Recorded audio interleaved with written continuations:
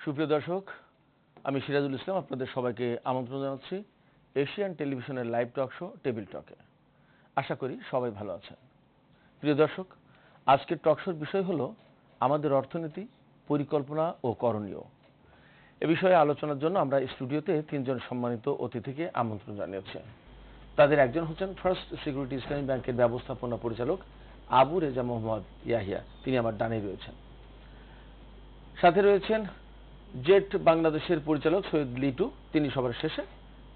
এবং মাঝখানে রয়েছেন বিশিষ্ট সমাজচিন্তক ও জাতীয় তরুণ সংঘের প্রতিষ্ঠাতা এবং চেয়ারম্যান আলহাজ মোহাম্মদ ফজলুল হক, তিনি রয়েছেন মাঝখানে। দর্শক, পরিচয় পর্বের পর আমরা আলোচনায় চলে যাচ্ছি। জনাব আবু রেজা মোহাম্মদ ইয়াহিয়া, আপনার কাছ থেকে আমরা প্রথমে শুনি, সেটা হচ্ছে যে বাংলাদেশের বর্তমান অর্থনীতিকে আপনি কেমন দেখছেন এবং কাঙ্ক্ষিত বাংলাদেশ গড়ার ক্ষেত্রে আমাদের সামনে বাধা কোথায়, কি ধরনের বাধা আছে আমরা যেখানে যেতে চাই?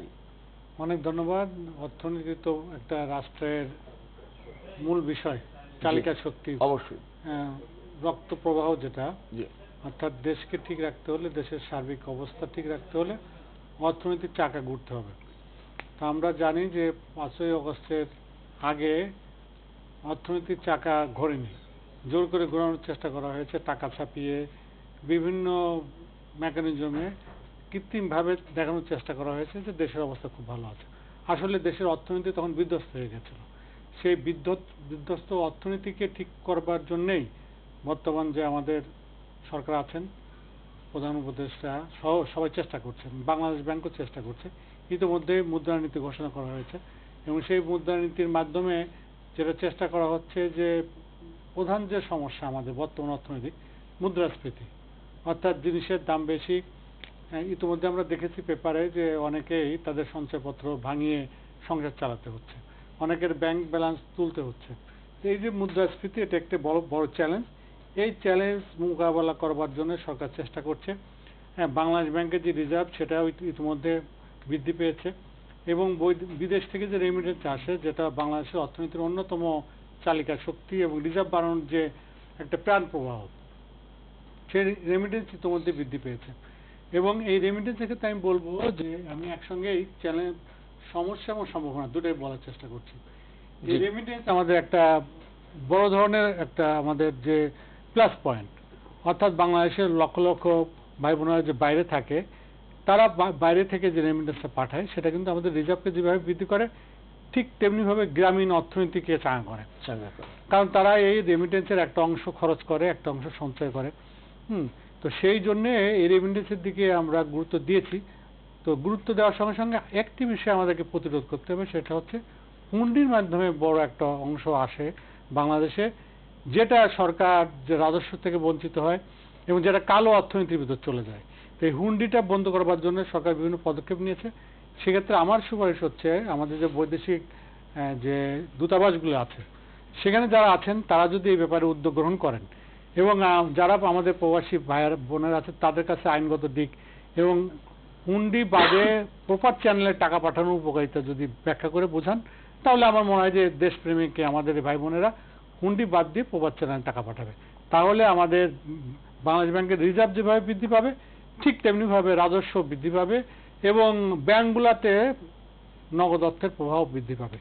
অন্যদিকে আরেকটি চ্যালেঞ্জ যেটি, সেটা হচ্ছে এই যে ব্যাংকগুলাকে তো গত মাফিয়া চক্র, যেটা সরকার সহ মাফিয়া চক্র, যারা অর্থনৈতিক বড় বড় ব্যবসায়ী যারা ছিলেন, তথাকথিত পুঁজিপতি, শিল্পপতি, এবং তাদের মাধ্যমে ব্যাংকগুলো যে লুট হয়েছিল, সেক্ষেত্রে জনগণের একটা আস্থার ঘাটতি তৈরি হয়েছিল, যার কারণে অনেকেই ব্যাংকের টাকা না রেখে বাসায় টাকা রাখতো।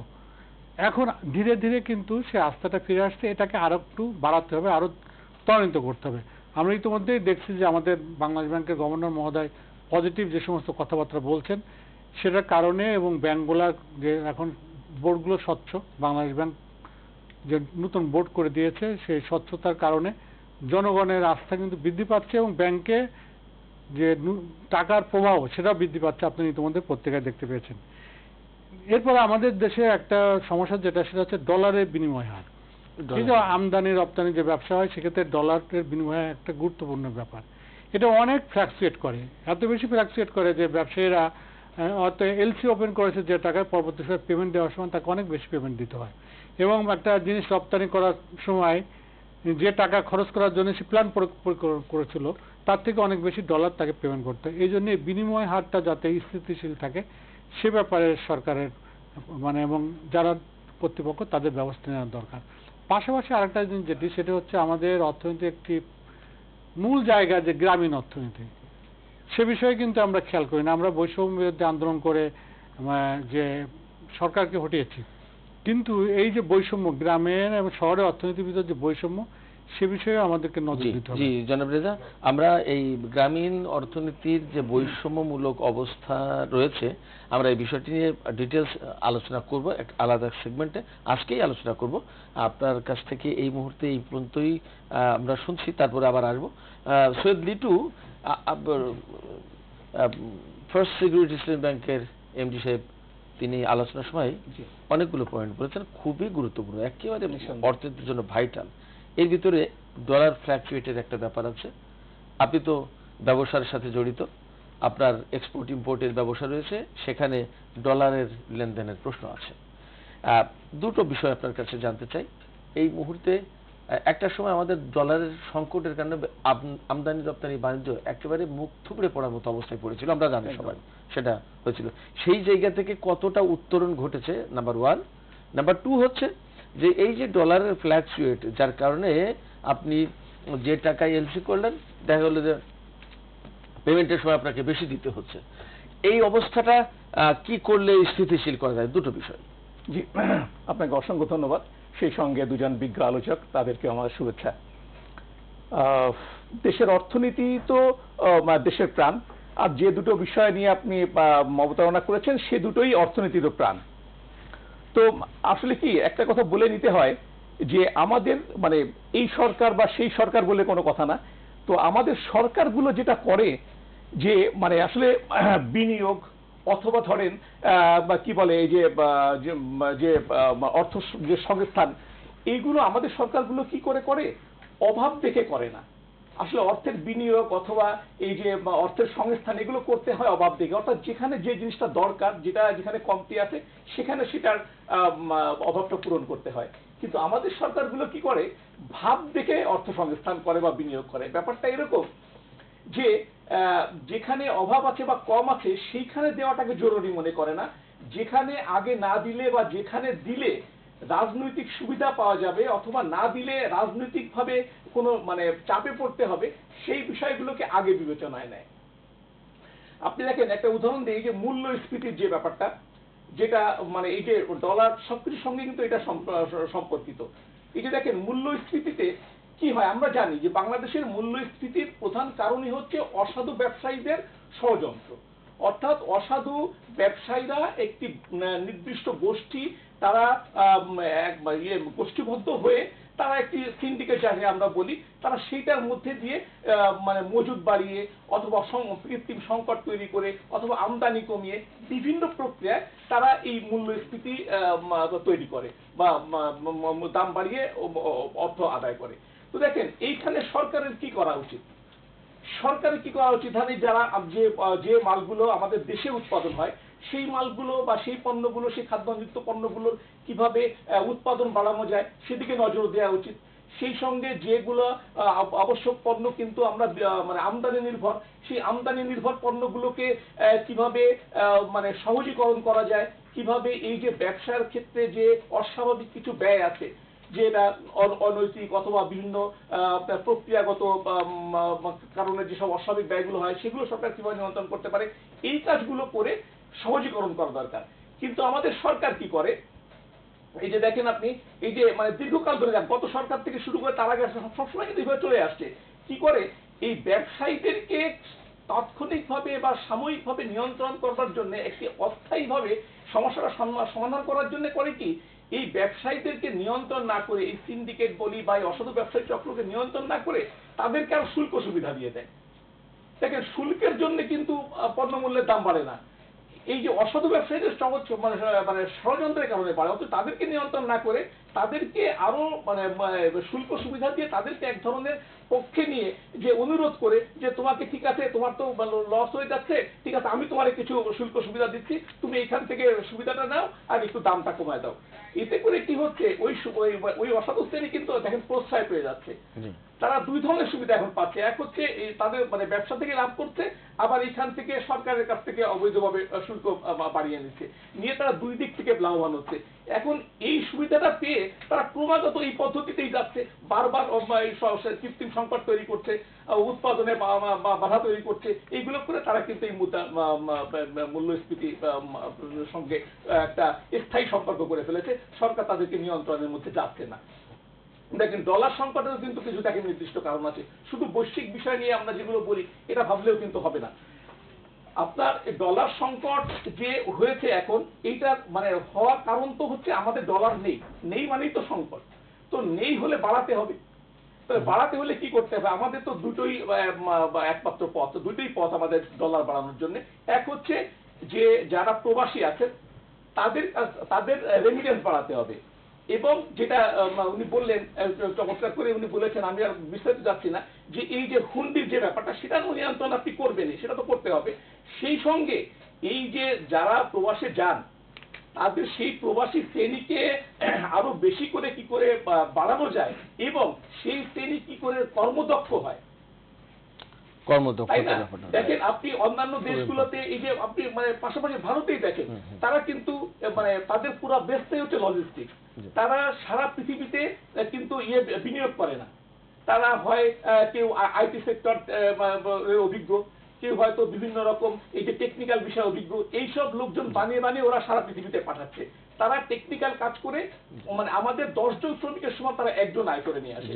এই দিকগুলোকে তো আমরা শ্রমিকের দক্ষতা, আমরা যে শ্রমিক জনশক্তি রপ্তানি করে একটা বিরাট বৈদেশিক মুদ্রা অর্জন করি, সেখানে যদি শ্রমিকের দক্ষতা বাড়িয়ে ফেলি তাহলে এই মুদ্রাটা অনেক গুণ বেড়ে যেতে পারে। সেই সঙ্গে আরেকটা জিনিস দেখেন, এই যে আমাদের তো রপ্তানি আয় তো সবচাইতে বড় মাধ্যম, কিন্তু আমরা রপ্তানি আয় বাড়াতে চাই, কিন্তু রপ্তানি কি করে সহজীকরণ হতে পারে, রপ্তানি না গেলে মাল না গেলে টাকা আসবে কোথা থেকে। তো সেই মাল যাবার জন্য দেখেন এই যে ব্যাংকগুলো আপনি খেয়াল করেন, গত মানে এই সরকারের সময় মানে তার আগে থেকে তো শুরু হয়েছেই, মানে সমস্যার সৃষ্টি তো গত সরকারের এমন, তাতে কোনো সন্দেহ নাই। কিন্তু এই যে গত 6 মাস বা আরো বেশি সময় আমরা কোনো ব্যাংকের কাছ থেকে কোনো রকম পাই না, ডলার সহযোগিতা পাই না। অর্থাৎ তাদের মানে বাংলাদেশ ব্যাংক এই বাণিজ্যিক ব্যাংকগুলোকে মানে আগে রিজার্ভ দেখানোর জন্য আগে টাকাগুলো জমা করছে। শুধু টাকা জমা করলে তো হবে না, টাকাগুলো তো আমাদের ব্যবসায়ীকে দিতে হবে। আমরা তো সেইগুলো দিয়ে পণ্য বানাবো, রপ্তানি করবো, তারপর টাকাগুলো। খুবই গুরুত্বপূর্ণ পয়েন্ট উল্লেখ করেছেন, আশা করছি এটা নিয়ে আমরা আরো বিস্তারিত আলোচনা করব। জনাব ফজলুল হক, আপনার কাছ থেকে একটু শুনতে চাই, খুব সংক্ষেপে, বেশি লম্বা করব না। আমরা আমাদের যে জাতীয় উন্নয়ন পরিকল্পনা যে এবং সেগুলো বাস্তবায়নের ক্ষেত্রে আমরা দেখি যে শহর এবং গ্রামের ভেতরে একটা বৈষম্য থাকে। অর্থাৎ শহরে যে পরিমাণে যে রেশিওতে যে মাত্রায় ব্যয় করা হয় উন্নয়নের জন্য, গ্রামে কিন্তু সে মাত্রায় ব্যয় করা হয় না উন্নয়নের জন্য। এই যে আপনি সমাজ নিয়ে কাজ করেন, সামাজিক কর্মকাণ্ডের সাথে ব্যাপকভাবে জড়িত, সেক্ষেত্রে এই বৈষম্যটা কমানোর কি ব্যবস্থা করা যায়? ধন্যবাদ সিরাজ ভাই, এবং আমার দুই ভাইকে, দুজনই পূর্ব পরিচিত। দেখেন, বৈষম্য সৃষ্টি হচ্ছে ভুল পরিকল্পনার জন্য। প্রথমত হচ্ছে আমরা কি নগরায়ন করেছি, কিন্তু পরিবেশকে নষ্ট করে দিয়েছি। নগরের ভিতর যে সবজি হতো তা এখন হয় না। দ্বিতীয়ত হয়েছে গ্রামগুলিকে আবার ওখানে দেখি বিল্ডিং সমানে গড়ে উঠছে। এক্ষেত্রে এর দূর করা কতগুলি পরিকল্পনা আছে।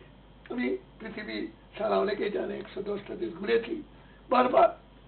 আমি প্রথমত বলবো, আমি আজকের এই দিনে ভাষা আন্দোলনের শহীদদের, জাতীয় মুক্তিযোদ্ধার এবং এই বৈষম্য আন্দোলনে নতুন স্বাধীনতা ছাত্ররা নিহত হয়েছে, আমি শ্রদ্ধা জানাচ্ছি।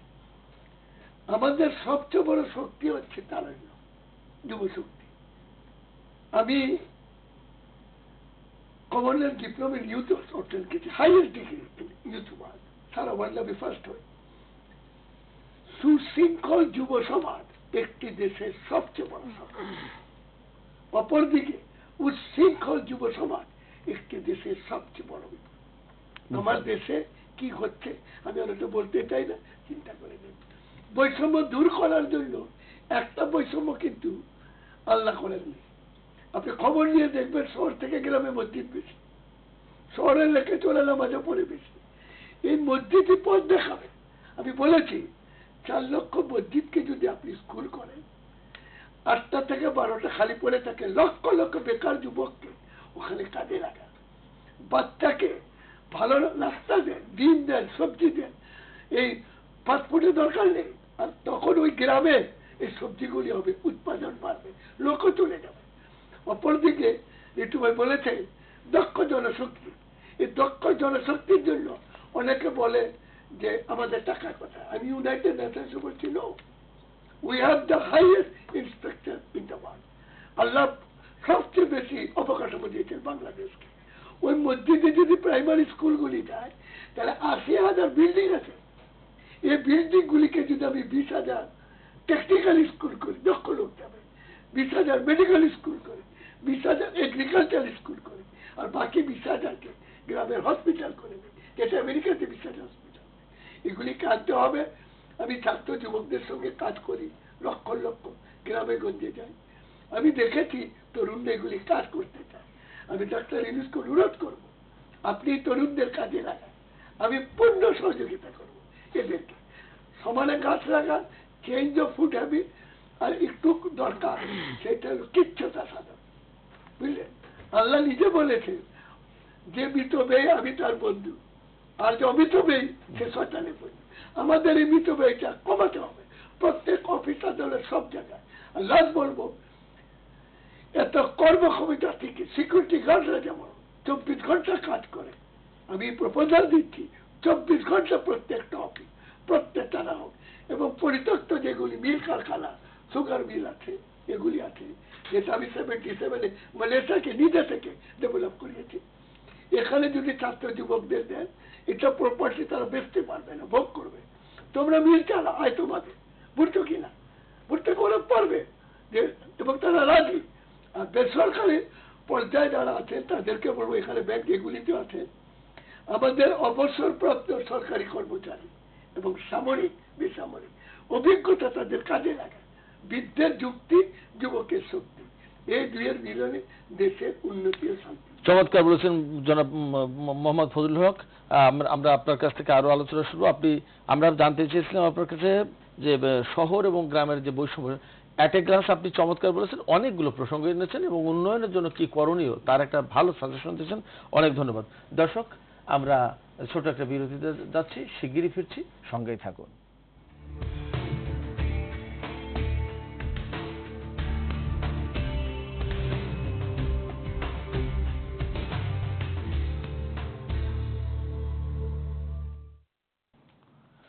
দর্শক, বিরতি শেষে ফিরে এলাম। আপনারা আছেন এশিয়ান টেলিভিশনের সাথে, দেখছেন টেবিল টক। আলোচনা করছি আমাদের অর্থনীতি, পরিকল্পনা ও করণীয় নিয়ে। আমরা বিরতির আগে যেমনটি বলছিলাম জনাব রেজা, একটা বিষয় আমাদের এই আলোচনা থেকে মোটামুটি পরিষ্কার হয়েছে, বা আমরা সবাই কম বেশি জানি যে ব্যাংক থেকে ঋণ সুবিধা পেতে গেলে যতটা ধনী মানুষ যতটা সুবিধা পায়, গরিব মানুষ বা তুলনামূলক দরিদ্র মানুষ তারা কিন্তু ওই রকম সুবিধা পায় না। এই সংকটের সমাধানটা কোথায়? আমি এর সাথে একটু যোগ করি যে আপনি নিশ্চয়ই জানবেন বাংলাদেশের একেবারে পল্লী সমাজে, পল্লী গ্রামে, মফস্বলে বহু সংখ্যক শত শত এনজিও কাজ করছে। এখন এনজিও থেকে চড়া সুদে কিন্তু ঋণ দিচ্ছে গ্রামের সাধারণ মানুষ, এবং এনজিও গুলো একেবারে অনেক ডকুমেন্ট ছাড়াই একেবারে সহজ শর্তে সহজে ঋণ দিয়ে দিচ্ছে। তার জন্য কোনো ইয়ে লাগছে না, আপনার জামানত লাগছে না খুব বড় অঙ্কের, বা মর্গেজ লাগছে না, জমি জমা দলিল পত্র এই ধরনের অনেক কিছুই লাগছে না। একেবারে খুব সহজেই একেবারে সাধারণ মানুষ লেখাপড়া জানুক বা না জানুক তারা সহজেই ঋণ পেয়ে যাচ্ছে, এবং এই ঋণ রিকভারি কিন্তু ভালো, রিকভারি রেট কিন্তু অনেক ভালো, এবং যার কারণে সারা বাংলাদেশে বিশেষ করে মফস্বল অঞ্চলে একেবারে এনজিও গুলো কিন্তু ফুলে ভেবে উঠেছে। অথচ সেই জায়গায় ব্যাংকের ঋণ পাওয়াটা অনেক বেশি কঠিন এখনো পর্যন্ত। এই যে ব্যাপারটা, এখানে একটা বৈষম্যের ব্যাপার আছে এবং একটা সমস্যা আছে, এই সম্পর্কে যদি আপনি বিস্তারিত বলেন। আসলে তো ব্যাংক জনগণের দোরগোড়ায় পৌঁছে দেওয়ার যে কনসেপ্ট, এটা আসলে খুব পুরানো না। এনজিও গুলো অনেক আগে থেকে কাজ শুরু করেছে, এবং এনজিওর যে সোর্স অফ ফান্ড আর ব্যাংকের সোর্স অফ ফান্ড কিন্তু আলাদা।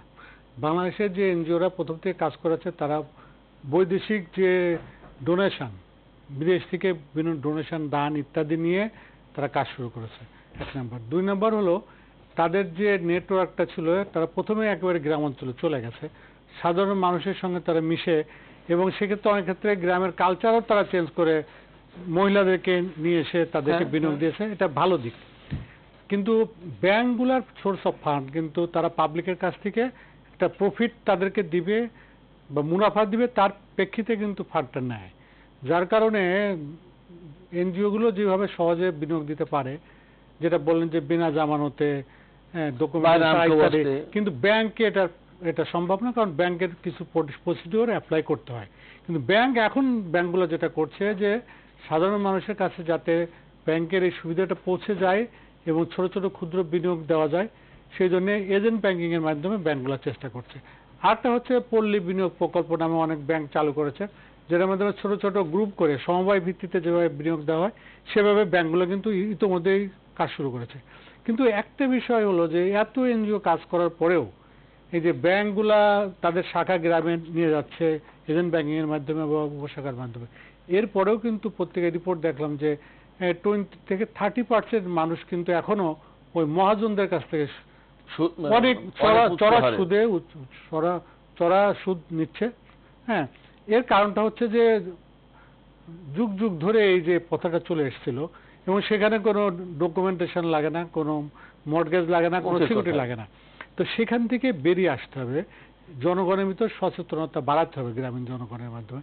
যেটার জন্য দরকার হলো তাদের আর্থিক যে একটা শিক্ষা, ফিনান্সিয়াল লিটারেসি, যেটা ব্যাংকগুলো আমরা শুরু করেছি অলরেডি, এবং সেটা আমরা চেষ্টা করছি যে গ্রামীণ অঞ্চলে প্রচুর মাদ্রাসা আছে। এই মাদ্রাসার ছাত্রদেরকে কিন্তু এতদিন পর্যন্ত বাইরে রাখা হয়েছিল, যে এদের অর্থনৈতিক কর্মকাণ্ডের ভিতরে আনার দরকার নেই। আমরা ফার্স্ট সিকিউরিটি ব্যাংক প্রথম একটা স্কিম চালু করেছি, প্রোডাক্ট চালু করেছি, যে মাদ্রাসা ছাত্রদের জন্য ব্যাংক অ্যাকাউন্ট খোলা। তো এইভাবে গ্রামের সাধারণ মানুষের ভিতরে যদি ব্যাংকিং সেবাকে আমরা নিয়ে যেতে পারি, তাহলে কিন্তু তারা ওই মহাজনদের কাছ থেকেও ফিরে আসবে, এবং এনজিওর কাছ থেকে যে অনেক বেশি কিন্তু চড়া সুদে তাদেরকে লোন নিতে হয়, সেটা কিন্তু অনেক ক্ষেত্রে দেখা যাচ্ছে যে দারিদ্রতা কিন্তু কমছে না, তারা ওই ঋণের জালে আটকা পড়ছে, তারা তাদের বংশানুক্রমে আটকা পড়ছে। সেখান থেকে বেরিয়ে আসতে হলে ব্যাংক এই যে ঋণটাকে সহজ করতে হবে। আর একটা বিষয় আমি বলি, এর সঙ্গে সংশ্লিষ্ট যেটা, যে গ্রামীণ যে যারা ব্যবসায়ী আছেন বা কৃষক আছেন বা যারা কৃষিজীবী আছেন, তারা এই ব্যাংকগুলোতে কিন্তু সঞ্চয় করতে পারেন না। কেন পারেন না? তারা উৎপাদন করছেন, শহরে খাবার সাপ্লাই দিচ্ছেন, কিন্তু তাদের উৎপাদনের সঙ্গে বিপণন যে পদ্ধতি, মার্কেটিং সিস্টেম গড়ে ওঠে নাই। যার কারণে যে আলু গ্রামে 2 টাকায় বিক্রি করছে, সে আলু কিন্তু আমরা কিনছি 30 টাকা করে। এরপরে আলুর সময় আলু, আমের সময় আম, এই জিনিসগুলো গ্রাম অঞ্চলে অনেক কম দামে উৎপাদন যারা করছে, তাদের অনেক সময় উৎপাদন খরচও ওঠে না, কিন্তু তাদেরকে অল্প দামে বিক্রি করতে হয় এই মার্কেটিং সিস্টেম গড়ে না ওঠার কারণে, মধ্যস্বত্বভোগীর কারণে। এটা যদি আমরা বন্ধ করতে পারি, তাহলে তারা সঞ্চয় করতে পারবে, ব্যাংকের সঙ্গে তাদের একটা সম্পর্ক হবে, ব্যাংকে তারা সঞ্চয় করবে, ব্যাংক থেকে বিনিয়োগ দিবে। আর গ্রাম অঞ্চলে দীর্ঘদিন ধরে যে মধ্যস্বত্বভোগী গড়ে উঠছে, আপনারা জানেন কৃষি ব্যাংক গড়ে উঠেছিল কৃষকদেরকে লোন দেওয়ার জন্য, সেখানে মধ্যস্বত্বভোগীদের কারণে প্রকৃত কৃষকরা কিন্তু বিনিয়োগ পায় না। আপনি বলেছেন যে শহরের কথা, ধনীদের, গ্রামেও কিন্তু ওই গ্রামের যারা টাউট বাটপার আছেন বা বড় মহাজন আছেন, তারাই কিন্তু এই কৃষি লোনটা পেয়েছে। এখন এটা আস্তে আস্তে এই মধ্যস্বত্বভোগী দূর হচ্ছে। এটা যত দূর হবে, এবং সমস্ত ব্যাংক যদি গ্রাম অঞ্চলে তাদের শাখাকে না হোক এজেন্ট ব্যাংকিং বা উপশাখাকে নিয়ে যেতে পারে, তাহলে কিন্তু এই গ্রামের এবং শহরের ভিতর যে বৈষম্য, এটা দূর হবে। জি জি জি জনাব রেজা, আপনার কাছ থেকে অনেক চমৎকার কিছু তথ্য পেয়েছি বলবো আমরা। সেক্ষেত্রে এরই ধারাবাহিকতায় জনাব ফজলুল হক আপনার কাছে জানতে চাই, এবং আপনি আমাদের এই স্টুডিওতে টক শো শুরুর আগে এজেন্ট ব্যাংকিং নিয়ে একটু বলেছিলেন, নিশ্চয় আপনার খেয়াল আছে। এই যে এজেন্ট ব্যাংকিং, এই এজেন্ট ব্যাংকিংটা গ্রামীণ অর্থনীতিকে কিভাবে সহজ করে তুলতে পারে? এজেন্ট ব্যাংকিংটা আমাদের অর্থনীতির উন্নয়নে কতটা ভূমিকা রাখতে পারে, খুব সংক্ষেপে যদি বলেন। সমাজসেবা থেকে এনজিও আসছে। সমাজসেবা প্রতিষ্ঠানগুলি স্থানীয় জনগণের অর্থে পরিচালিত হয়। গ্রামীণ ব্যাংক বলেন, ব্যাংক যত, এরা এই প্রতিষ্ঠানকে পাবলিক কখনো নিজেদের প্রতিষ্ঠান পাবে না। এখানে একটা বড় সংকট। আমি আপনাকে এখানে আস্থার একটা বড় প্রশ্ন, 60 বছর হয়ে গেছে জাতীয় তরুণ সংঘে, 60 লক্ষ মেম্বার সারা দেশে, 700 স্কুল কলেজ করেছি। আমি ক্রেডিটটা অনেক পড়ে গিয়েছি।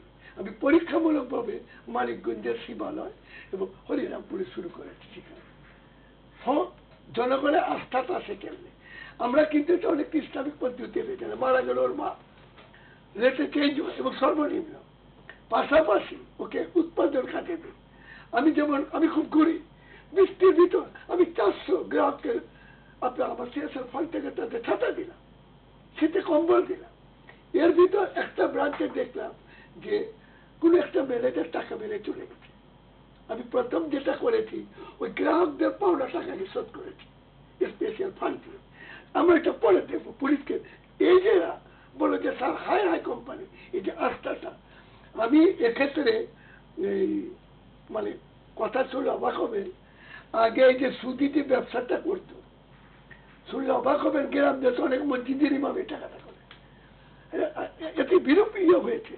আমি প্রস্তাব করবো, কারণ ফার্স্ট সিকিউরিটি স্ট্রাইক ব্যাংকের অনেকে আমাদের জড়িত। আমরা একটা পরিকল্পনা নেই না, ব্যাংক এবং এনজিও, যেমন ব্যাংক ইন্স্যুরেন্স আসছে, আমাদের তো অফিস আছে, নিজস্ব হেড অফিস আসতে না, আসুন একটা পরীক্ষামূলক ভাবে আমরা। এবং এখানে খুব ভালো লেগেছে আপনার এই কথাটা, আর্থিক শিক্ষা, এই শিক্ষাগুলি ওই মাদ্রাসা, ওই বাচ্চাদের দেব। এবং আপনি জানেন চায়নাতে খেতে গিয়ে কৃষকদের শিক্ষা, আমরা এই ছাত্রদেরকে ওই ক্ষেতের ভিতর গিয়ে প্রয়োজন এগুলি ক্লাস দেবো, নিরক্ষরদের দূর করবো। আমি এটার খুব আশা রাখি। আর এই বাকি একটা মিলি শুধু আমি চাই, নোট ছাপতে না করেছিল এখন যারা সরকার চালা, কিন্তু উনার আবার নোট ছাপিয়ে বসেছে। এটা কিন্তু প্রশ্ন আছে, এটা একটু খেয়াল করা দরকার। বিদেশের টাকার ব্যাপারে বলি, আমাদের ছাত্ররা যেমন এখানে, আমাদের প্রবাসী ভাই বোনদের আমি স্যালুট দিই, জানেন ওরা হেল্প করতে চায়। আমাদের পর্যটন, আমরা বিদেশ গেলে পোস্টার এগুলি নিয়ে ট্রাভেল এজেন্সিতে লাগিয়ে দিয়ে আসতাম, বিউটিফুল কান্ট্রি। আজকে আসতেছি, তখন এগুলি ছিল না। আমার মনে হয় আমাদের সরকার অত অর্থ না থাকতে পারে, কিন্তু প্রবাসে বহু বাঙালি আছে যারা ওই ভাতার উপরে আছে, শিক্ষিত বসে রয়েছে।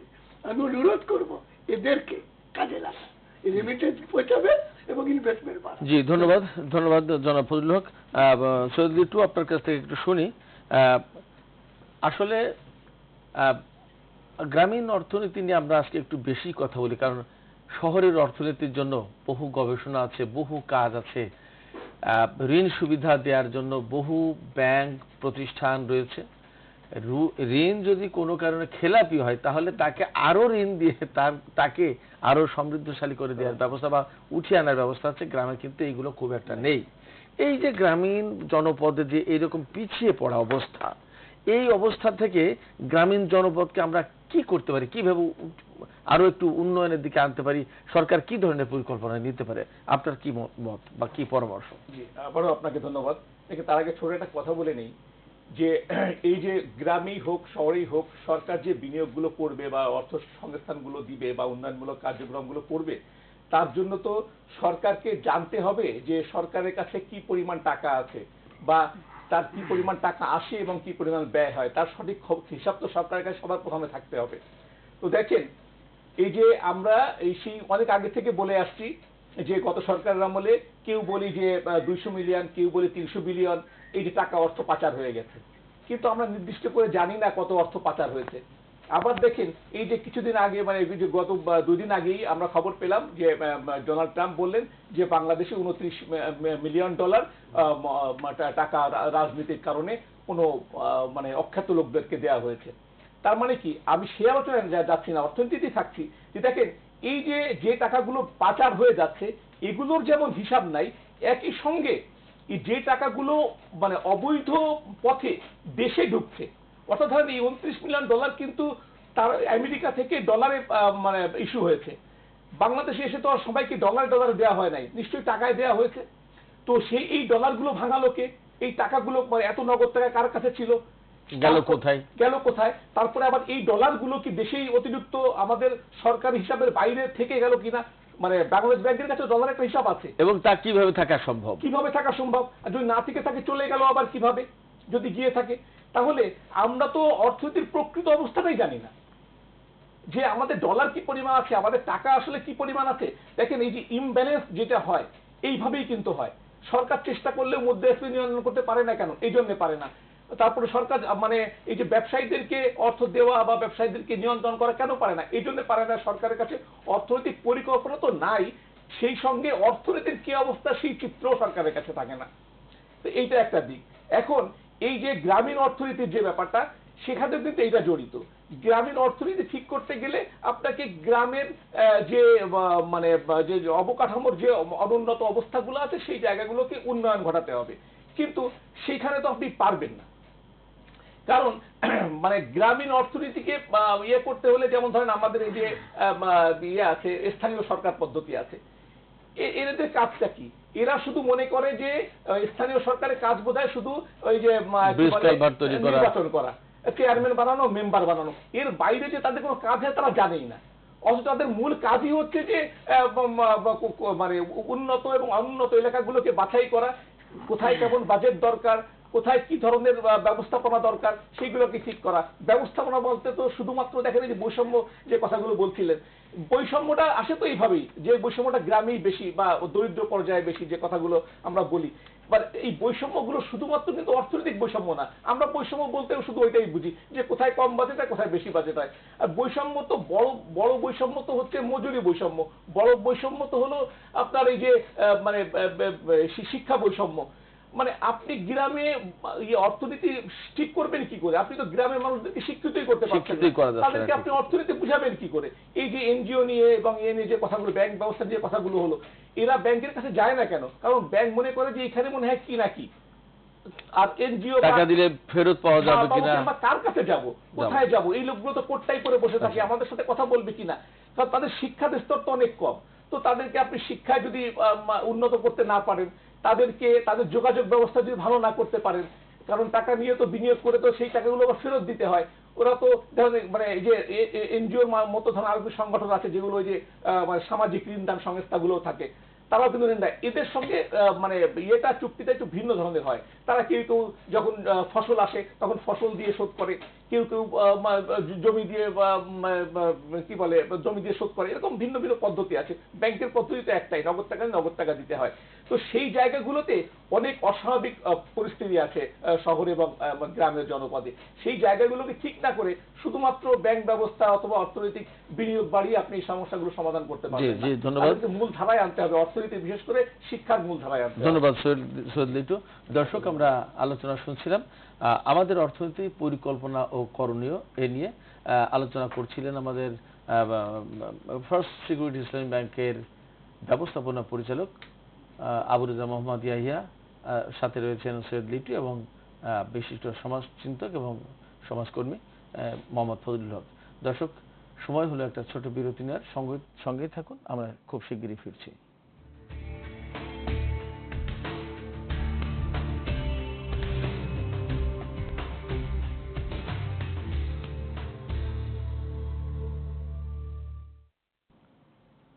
দর্শক, বিরতি শেষে ফিরে এলাম। আপনারা আছেন এশিয়ান টেলিভিশনের সাথে, দেখছেন টেবিল টক। আলোচনা করছি আমরা আমাদের অর্থনীতি পরিকল্পনা ও করণীয়। আবু রেজা মোহাম্মদ ইয়াহিয়া, আপনার কাছে আমরা এই পর্যায়ে একটা বিষয় জানতে চাই। বিষয়টি সারা বিশ্বেই খুবই প্রচলিত এবং এই ধারণা নিয়ে খুব কাজ হচ্ছে, সেটা হচ্ছে যে কল্যাণমূলক অর্থনীতি। আসলে কল্যাণমূলক অর্থনীতির যে ধারণা আছে, এই ধারণাটাকে আমরা কিভাবে ইমপ্লিমেন্ট করতে পারি, বাস্তবায়ন করতে পারি, এবং এর থেকে দেশ কিভাবে আরো বেশি লাভবান হতে পারে। চমৎকার একটি বিষয়ের অবতারণা আপনি করেছেন। আমরা জানি যে নোবেল বিজয়ী অমর্ত্য সেন বলেছিলেন যে ওয়েলফেয়ার ইকোনমির কথা, এবং উনি বলেছিলেন যে যে দুর্ভিক্ষ হয়, এই দুর্ভিক্ষটা সম্পদের অভাবের কারণে হয় না, এই সম্পদ বিতরণের যে বৈষম্য এবং যে মেকানিজম সেটার কারণে হয়। এবং বাংলাদেশেও আমরা দেখেছি 1974 সালে যে দুর্ভিক্ষ হয়েছে, সেখানে কিছু মানুষের কাছে কিন্তু সম্পদ ছিল, খাদ্য ছিল, যেটা মজুদদারি হয়েছিল, হ্যাঁ, সাধারণ মানুষের কাছে সে খাদ্য না পৌঁছানোর কারণে। এই জন্য আমি মনে করি যে ইকোনমিক্সের একটা থিওরি শেখানো হয় স্কুল কলেজে, যে সম্পদ সীমিত, অভাব অসীম। এই কথাটা কিন্তু ভুল। পৃথিবীতে মহান রাব্বুল আলামিন যে পরিমাণ সম্পদ দিয়েছেন, আর পৃথিবীতে যে পরিমাণ মানুষ আছে, সমস্ত মানুষের অভাব পূরণ করবার পরেও সম্পদ থেকে যাবে, সেভাবে কিন্তু সম্পদটা আছে, কিন্তু সেটা ঠিকভাবে বন্টন হচ্ছে না। অর্থাৎ একদিকে সম্পদের বৈষম্য, অন্যদিকে আয় বৈষম্য। এই বৈষম্যর কারণেই কিন্তু কিছু মানুষ অভাবী থেকে যাচ্ছে, আর কিছু মানুষের অডেল সম্পদ। এটার থেকে বেঁচে থাকার জন্যই যে থিওরি আধুনিক বলা হচ্ছে যে ওয়েলফেয়ার ইকোনমি, কল্যাণমূলক অর্থনীতি। তো এটা পাশ্চাত্যের অনেক মুখরোচক শব্দ আছে। তা আমরা যদি শুধু পাশ্চাত্যের ওই মুখরোচক শব্দের পিছনে ছুটি, তাহলে হবে না। আমাদের নিজস্ব এক কালচার আছে। বাংলাদেশের প্রায় 90% মানুষ মুসলমান, ইসলাম ধর্মে বিশ্বাস করে, এবং যারা অন্য ধর্মের আছে তাদেরও ধর্মের মূল কথা কিন্তু কল্যাণ, ওয়েলফেয়ার। আমরা যে নামাজে যাই, নামাজের যে আজান হয়, সেখানে বলা হয় হায়াল সালা হায়াল ফালা, নামাজের দিকে আসো, কল্যাণের দিকে আসো। তাইলে আমাদের ধর্মের ভিতরেই কিন্তু কল্যাণের কথা বলা আছে। কার কল্যাণ? কল্যাণটা কার? মানুষের কল্যাণ, মানুষের কল্যাণ। এবং সেই মানুষের কল্যাণের জন্য যে অর্থনীতি, সেটাই তো কল্যাণ অর্থনীতি। তা আমি যেটা বলতে চাচ্ছি যে প্রচলিত যে অর্থনৈতিক সিস্টেম আছে, এর বাইরে যে বিকল্প অর্থনৈতিক সিস্টেম গড়ে উঠেছে সারা বিশ্বব্যাপী, এবং যার ভিত্তিতে আবার ইসলামী ব্যাংকিং গড়ে উঠেছে, সেটা হচ্ছে ইসলামী অর্থনীতি। তো ইসলামী অর্থনীতি মূলত হচ্ছে মোরাল ইকোনমি এবং কল্যাণমূলক অর্থনীতি।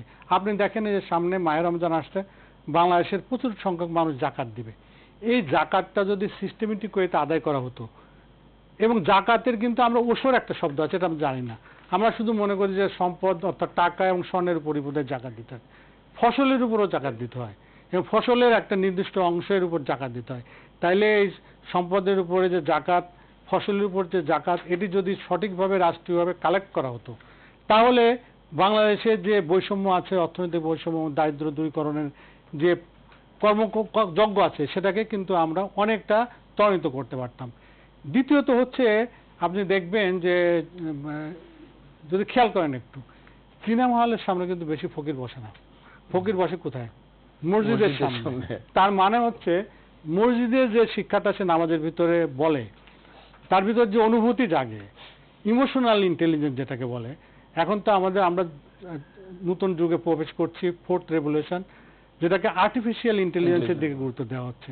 আমি আধুনিক যে সিস্টেম, এর সঙ্গে সঙ্গে যেটা বলতে চাই যে 1450 বছর আগে রাসূল সাল্লাল্লাহু আলাইহি ওয়াসাল্লাম যে অর্থনীতি চালু করেছিলেন, হ্যাঁ, এবং তার ধারাবাহিকতায় হযরত ওমরের সময় উনি যে নিজে খাবার মানুষের দোরগোড়ায় করে পৌঁছে দিতেন, আজকের নেতাদের জন্য এটা শিক্ষণীয়। এই যে কল্যাণ ইকোনমি আমি বলবো, বা যে ওয়েলফেয়ার ইকোনমি বলছি, সেটা কিন্তু ইসলাম থেকে শিক্ষা নিতে হবে। অর্থাৎ যদি জাকাত ভিত্তিক আমরা অর্থনীতি চালু করি, ওসর যদি আদায় করি, এবং মানুষের ভিতর যদি ধর্মীয় মূল্যবোধ জাগাতে পারি, তাহলে মানুষ, রাসূল সাল্লাল্লাহু আলাইহি ওয়াসাল্লাম হাদিসে বলা আছে, যদি কারোর প্রতিবেশী না খেয়ে থাকে, সে মুসলমান না। তাহলে আমি শুধু অর্থনৈতিক সিস্টেম চালু করলে হবে না, শুধু আইন কানুন থাকলে হবে না। মানুষের ভিতর যে নৈতিক মূল্যবোধ আছে, মানুষের ভিতর যে মনুষ্যত্ব আছে, মানুষের ভিতর যে মানবিকতা আছে, মননশীলতা আছে, সেটাকে জাগিয়ে তুলতে হবে। এবং এই কনসেপ্ট যদি আমরা এর ভিত্তিতে যদি অর্থনীতি গড়ে তুলি, ব্যাংকিং সিস্টেম গড়ে তুলি, তাহলে কিন্তু ওয়েলফেয়ার ইকোনমির যে কনসেপ্ট, সেটা প্রতিফলিত হবে, এবং সেটা বাজেটেও থাকতে হবে। আমরা শুধুমাত্র একটা জাকাত ফান্ড ইসলামী ফাউন্ডেশনে করে রাখলে মানুষ এটা জানেও না, এবং ওই জাকাত ফান্ডে যারা টাকা দিবে, সে টাকাটার প্রপার ইউটিলাইজেশন হচ্ছে কিনা এটাও এনশিওর করতে হবে, এবং সেটাকে ট্যাক্স ফ্রি করতে হবে, যেহেতু সে জাকাত দিচ্ছে। তাহলে আমরা যে ওয়েলফেয়ার ইকোনমির কথা বলছি, বাংলাদেশের প্রেক্ষাপটে আমি ওয়েস্টার্ন মডেল এখানে এনে সেট করলে হবে না।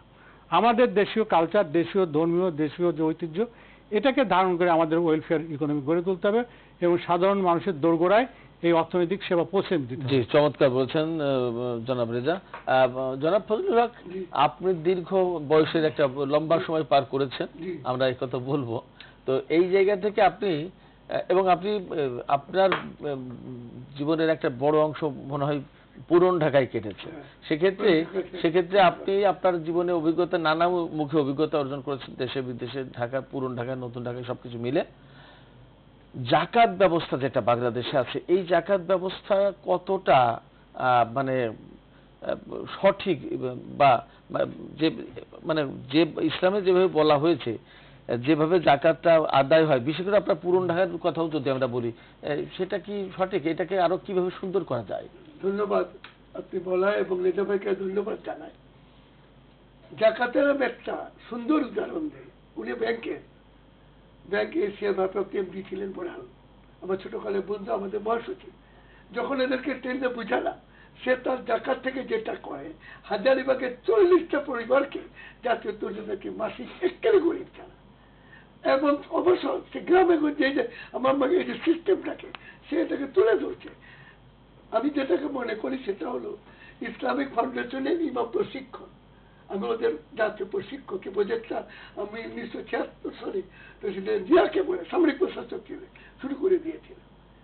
প্রবলেম হয়েছে কি জানেন, আজকে যখন পেপারে রিপোর্ট দেখি মডেল মসজিদ থেকে এত টাকা লুটপাট। অনেকে বলে যে হেলগা জাকাত ফান্ড বোর্ড আছে, ওখানে কি কি হয়েছে। জাকাতটাকে আবারও বলে স্থানীয় সরকার বলেছে মসজিদ ভিত্তিক।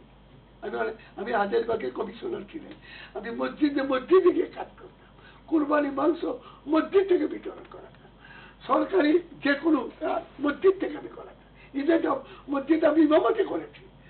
এটা উমর রাজালানু থেকে আমার শিক্ষা। কিছু মনে করবেন, আমার মনে হয় সংক্ষেপে বলবো, এর পিছনে রাষ্ট্রীয় নির্দেশনা থাকা চাই। দেশের জনগণ চায় হযরত ওমর ফারুকের মধ্যে যদি আমরা একজন নেতা পাইতাম উপযুক্ত সঙ্গী, তার মানে নেতৃত্ব, সৎ নেতৃত্বের উপরে বিশেষভাবে গুরুত্ব দিচ্ছেন। জি, যোগ্য এবং জনসম্পৃক্ত না থাকলে নেতৃত্ব। জি, জনাব ফজলুল হক, আপনাকে অনেক ধন্যবাদ, চমৎকার বলেছেন। সৈয়দ লিটু, আমরা আলোচনার একেবারে শেষ পর্যায়ে এসে পৌঁছেছি। আপনার কাছে যে বিষয়টি জানতে চাই সংক্ষেপে, আমরা খুব কম সময় পাবো, বাণিজ্য, বর্তমান অর্থনীতির ভেতরে বাণিজ্যের একটা সংকট সমস্যা আছে। বাণিজ্যের ক্ষেত্রে এই মুহূর্তে সরকার কি ধরনের ভূমিকা নিলে আমাদের অর্থনীতি আরো বেগবান হতে পারে, লাভবান হতে পারে? আচ্ছা, আবার ধন্যবাদ। সংক্ষেপে, খুব সংক্ষেপে। হ্যাঁ, খুব সংক্ষেপে বলি। দেখেন, প্রথম কথা হলো যে মানে যারা দরিদ্র তাদের মধ্যে অভাব আছে, অস্থিরতা তৈরি করে সমাজে। যে কারণে সরকারকে প্রথমেই প্রান্তিক পর্যায়ের অভাবকে কিছুটা নিয়ন্ত্রণ করার পরিকল্পনা নিতে হবে, যেটা হয়তো এই যে আমাদের ওএমএস যে মানে কম দামে ট্রাক সেল যে ব্যবস্থাগুলো অনেকদিন থেকে চলে আসছে, এটা একটা ভালো জিনিস। তার থেকে হচ্ছে মানে অর্থনীতির মূল কথাই কিন্তু প্রান্তিক পর্যায়ে আপনি যদি অর্থনীতি বা অস্থিরতা নিয়ন্ত্রণ করে অর্থনীতি গতিশীল রাখতে চান, আপনাকে অর্থের প্রবাহ নিশ্চিত করতে হবে। যেমন এই যে দেখেন, সারা পৃথিবীতে জাকাতের কথাটা বলা হচ্ছে, এটা দেখেন ইসলামেও কিন্তু জাকাতটা সরকারের প্রাপ্য না আমাদের মতো দেশে, এটা শুধুমাত্র গরিবের প্রাপ্য, তারা বিভিন্নভাবে দিবে। কিন্তু এইগুলো কিন্তু ব্যবস্থা কিন্তু ওই জন্যই নেওয়া হয়েছিল যে একটা যাদের কাছে টাকা আছে তারা আরেক যাদের কাছে নাই তাদেরকে দিবে, এতে করে টাকার প্রবাহ চালু থাকবে।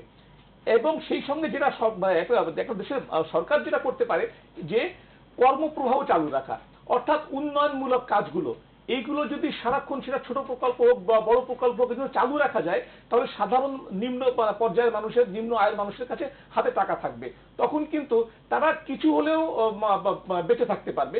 তখন এই সামাজিক অস্থিরতাটা দূর হবে।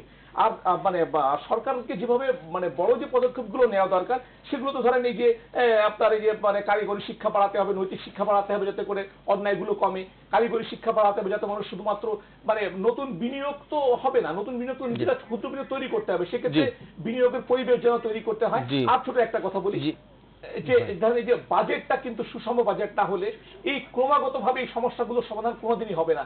আপনার কাছে টাকা আছে 10 টাকা, আপনি বাজেট করছেন 70 টাকার, এইভাবে কিন্তু হবে। জি, ধন্যবাদ সৈয়দ লিটু। খরচের মধ্যেই আসছে। জি, ধন্যবাদ রেজা ভাই। আমি সর্বশেষ আপনার কাছে একদম কয়েক সেকেন্ড একটা বিষয় জানতে চাই, যে আমি আরো খুব স্পেসিফিক্যালি জানতে চাই, বাণিজ্যের ক্ষেত্রে সরকার এই মুহূর্তে কি ধরনের ভূমিকা রাখলে আমাদের বাণিজ্যের? সরকারকে তো অবশ্যই আমরা যে বিদেশি বিনিয়োগ আকৃষ্ট করতে চাই, কিন্তু বিদেশ থেকে তারা এসে দেখে যে অনেক রকমের জটিলতা, 117 জায়গায় যাইতে হয়, তাহলে এটাকে সহজ করতে হবে 1 নম্বর। 2 নম্বর, এই যে ট্যাক্স ভ্যাটের ব্যাপারে সরকারকে সঠিকভাবে যাচাই বাছাই করে এটা নির্ধারণ করতে হবে।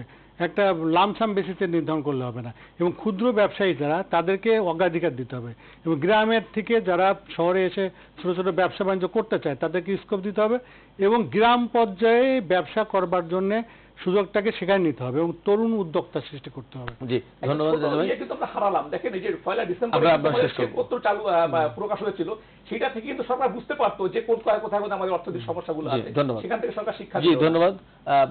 দর্শক, আমরা আমাদের অর্থনীতি, করণীয় এবং পরিকল্পনা এই সমস্ত নিয়ে আমরা আলোচনা করছিলাম। আলোচনায় ছিলেন ফার্স্ট সিকিউরিটি ইসলামী ব্যাংকের ব্যবস্থাপনা পরিচালক জনাব আবু রেজা মোহাম্মদ ইয়াহিয়া, সাথে ছিলেন জেট এইড বাংলাদেশের পরিচালক সৈয়দ লিটু এবং বিশিষ্ট সমাজসেবক সমাজচিন্তক ফজলুল হক। দর্শক, এরকম বিষয় নিয়ে আমরা ভবিষ্যতে আরও আলোচনা করব। আশা করি আপনারা তখনও আমাদের সঙ্গে থাকবেন। আপনারা সবাই ভালো থাকুন। খোদা হাফেজ।